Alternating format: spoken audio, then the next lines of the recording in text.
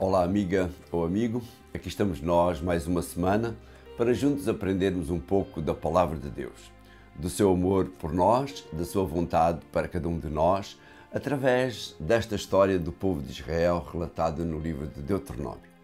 Eu desafio-te a partilhares com os teus amigos os links quer da Rádio Tranquilidade, quer dos nossos canais de YouTube ou Facebook, 2 minutos com ele.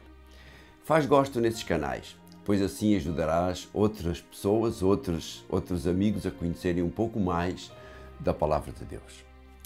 A semana passada nós vimos a importância da aliança feita entre Deus e a humanidade, realçada por Moisés no seu discurso, no livro de Deuteronômio, e a importância da mesma para cada um de nós. Esta semana iremos ver uma parte de uma das orações mais importantes na adoração da religião judaica, conhecida por Shema, que significa escutar ou obedecer. O texto base da nossa lição é exatamente a segunda parte dessa oração. Vem no verso 5 do capítulo 6 de Deuteronômio e diz-nos assim: ama o Senhor teu Deus de todo o coração, com toda a tua alma e com todas as tuas forças. A Shema começa com as palavras do versículo 4 deste mesmo capítulo 6 e diz assim: escuta, Israel, o Senhor, e só Ele é o nosso Deus. A primeira linha da Shema diz: escuta, Israel, o Senhor, nosso Deus, é o único Senhor. Esta expressão, para além de ser uma afirmação de uma religião monoteísta, é, acima de tudo, uma expressão do reconhecimento do poder e da presença de Deus em tudo na vida dos seres humanos. O capítulo 6 de Deuteronômio começa com Moisés a relembrar o povo todas as leis e instruções dadas por Deus e que, se fossem obedecidas, fariam daquele povo um povo diferente, um povo que, através dele, Deus, ou seja, seriam benditos, todos os povos da terra. Para eles poderem fazer isso, havia necessidade de terem em conta duas coisas básicas, expressas no verso 4 e 5 desse capítulo. Vamos ver os dois textos de seguida. Diz no verso 4, escuta, Israel, o Senhor, e só Ele é o nosso Deus. E depois no verso 5, ama o Senhor teu Deus de todo o teu coração, com toda a tua alma e com todas as tuas forças. A primeira dessas duas coisas é terem sempre presente que o único Deus, o Deus verdadeiro, é o Senhor, que só a Ele devem obedecer e obedecer aceitando todas as leis que Ele transmitiu através de Moisés. A segunda é que essa obediência deverá ser um ato de amor para com Deus, um amor acima de tudo e de todos, em resposta ao seu amor, o amor de Deus para com cada ser humano. A maioria das traduções apresenta no verso 2 do capítulo 6 uma expressão que causa alguma confusão nas pessoas quando diz: para que temas o Senhor teu Deus e guardes todos os seus estatutos e mandamentos que eu te ordeno, tu e teu filho e o filho do teu filho, todos os dias da tua vida, e que todos os dias sejam prolongados. A expressão temor, é muitas vezes vista como uma expressão de medo, ou seja, tens de obedecer, senão... O que significa este temer? Eu gosto mais da tradução que utilizo normalmente. Vê como começa o verso 2.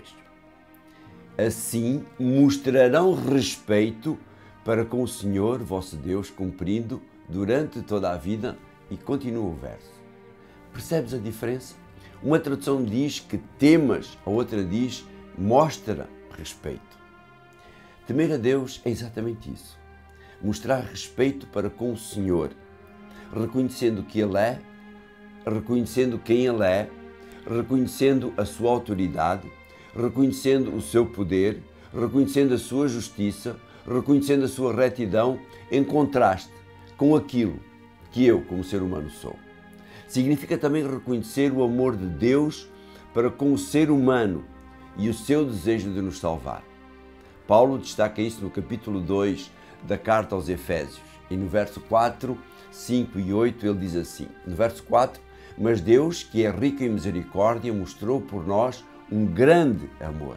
E depois no verso 5, estando nós mortos por causa dos nossos delitos, Ele deu-nos a vida juntamente com Cristo.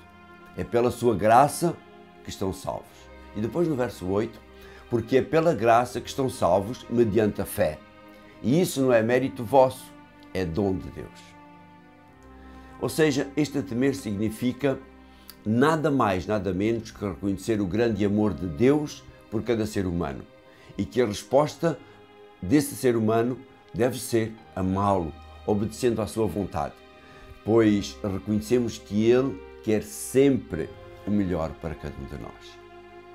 É também este o sentido do temam a Deus da mensagem do primeiro anjo em Apocalipse no capítulo 14 e no verso 7. Diz, Ele proclamou com voz forte, temam a Deus e glorifiquem-no, pois chegou a hora do seu julgamento. Adorem aquele que fez o céu, a terra, o mar e as fontes das águas. A mensagem do primeiro anjo diz, reconheçam o Senhor como Criador, reconheçam o Senhor como Senhor do universo, reconheçam o Senhor como aquele que vos ama, reconheçam o Senhor como aquele a quem devem obediência. Se assim fizerem, não devem temer a hora do julgamento. Este temor deve ter origem numa certeza, numa grande certeza. E ela é que Deus ama-nos. Deus ama-nos mesmo antes de nós o amarmos. É isso que Moisés realça nos seus discursos antes do povo entrar na terra prometida. São diversas as referências em Deuteronômio, como por exemplo no capítulo 10 e no versículo 15, onde ele diz, mas só dos teus antepassados o Senhor se agradou, amou-os e escolheu-os dentre todos os povos, a eles e aos seus descendentes que viriam depois, tal como acontece ainda hoje. Ou ainda também no capítulo 23 e no verso 5, onde diz, o Senhor, vosso Deus, é que não quis aceitar o pedido de Balaão e mudou aquela maldição em bênção. Tal é o amor que o Senhor, vosso Deus, tem por vós. Esta é uma mensagem muitas vezes repetida por Moisés. Antes de vos amar a vocês, já o Senhor amava os vossos pais e os pais deles. Antes de vocês o amarem, já Ele vos amava. Mas a afirmação mais clara desse amor por cada um de nós vem através de João. Ele que conviveu diretamente com Jesus. Ele que foi inspirado por Deus a escrever as cartas, a escrever o Apocalipse, a escrever o seu Evangelho. Ele diz assim na sua primeira carta, no capítulo 4 e no versículo 19. Nós amamos porque Deus nos amou primeiro. Sim, o nosso amor a Deus não vem de nós, mas sim da compreensão do seu amor por nós. Amar é uma característica sua que Ele coloca em cada um de nós. Esse amor de Deus expressa-se, entre outras formas, no desejo que Ele tem que façamos a sua vontade, uma vez que Ele sabe aquilo, como eu já disse lá atrás, aquilo que é melhor para cada um de nós. Fazer a sua vontade significa guardar os seus mandamentos. Por isso, Ele diz em Deuteronômio, no capítulo 5 e no verso 10, mas também pago com amor durante 1000 gerações àqueles que me amam e cumprem as minhas ordens. Ou ainda no capítulo 7 e no versículo 9, diz o Senhor, fica sabendo que só o Senhor, teu Deus, é verdadeiramente Deus. Ele é fiel à sua aliança e trata com bondade durante 1000 gerações aqueles que o amam e guardam os seus mandamentos. João mostra-nos esse amor de Deus quando diz ainda na sua primeira carta, no capítulo 5 e no verso 3. Ele diz assim, o amor de Deus consiste em cumprirmos os seus mandamentos. Ou seja, o segredo para a felicidade completa da humanidade está em amar e obedecer aos mandamentos de Deus, pois foi Ele que os fez para cada um de nós. Ele cumpriu a sua parte na aliança que leva à nossa salvação. Pessoalmente, eu não consigo compreender como é que as pessoas não conseguem compreender isto, perdoem a redundância. Foi exatamente esta obediência que Jesus realçou ao responder ao escriba que lhe perguntou qual era o mais importante de todos os mandamentos. Por isso, Jesus respondeu-lhe com os versos do próprio Shema. O mais importante de todos os mandamentos é reconhecer Deus acima de tudo, amá-lo acima de todas as outras pessoas, aceitar a sua vontade acima da nossa própria vontade ou da vontade das outras pessoas. Será a nossa postura quanto a este reconhecimento e obediência que definirão os verdadeiros candidatos à vida eterna, pois estamos nos momentos finais da história desta terra. E esse verdadeiro amor de Deus, ou a falta dele, ou esse verdadeiro amor a Deus, ou a falta dele, será definitivo para a nossa relação.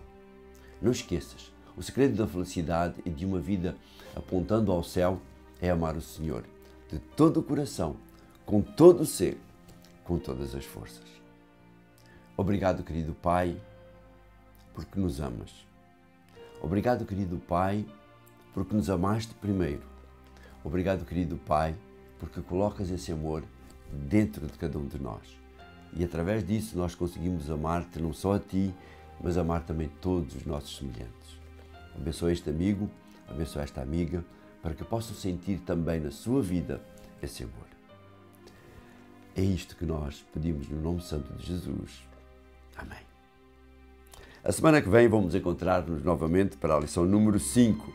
E a nossa lição número 5 vai nos falar sobre o estrangeiro que está dentro das tuas portas. O que é que isto significa? Porque é que havia necessidade de Moisés realçar isto? Encontramos-nos para a semana para estudar este assunto. Um abraço e até lá.